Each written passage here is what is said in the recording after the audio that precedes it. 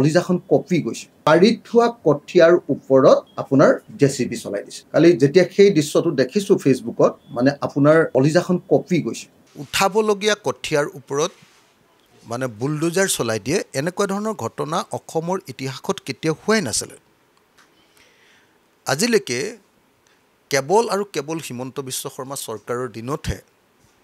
অসমৰ খিলঞ্জীয়া মানুহৰ কঠীয়াতলিৰ ওপৰত বুলডোজাৰ চলাই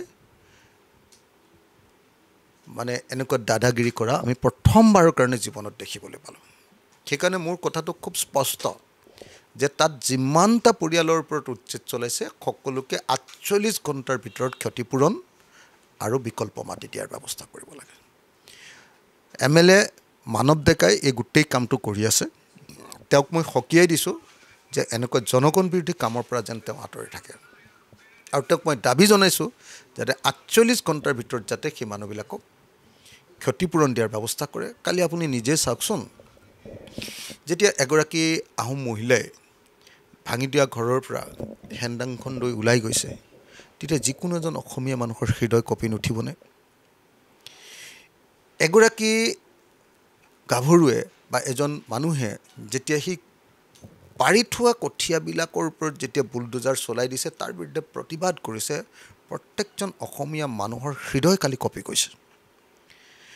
কালিৰ সেই কঠিয়ানীৰ কাহিনীটোৱে হ'ল হিমন্ত বিশ্ব শৰ্মাৰ দিনত অসমৰ জনগণৰ ওপৰত হোৱা অত্যাচাৰৰ এটা উৎকৃষ্ট উদাহৰণ হিমন্ত বিশ্ব শৰ্মাৰ চৰকাৰখন কিমান দানৱীয় কিমান অত্যাচাৰী কিমান বিধ্বংসী কিমান জনগণ বিৰোধী কিমান জনগণৰ ওপৰত আক্ৰমণাত্মক কালি প্ৰমাণিত হৈ গ'ল মই আকৌ এবাৰ কৈছোঁ যে হিমন্ত বিশ্ব শৰ্মাই ইয়াৰ কাৰণে ক্ষমা খোজক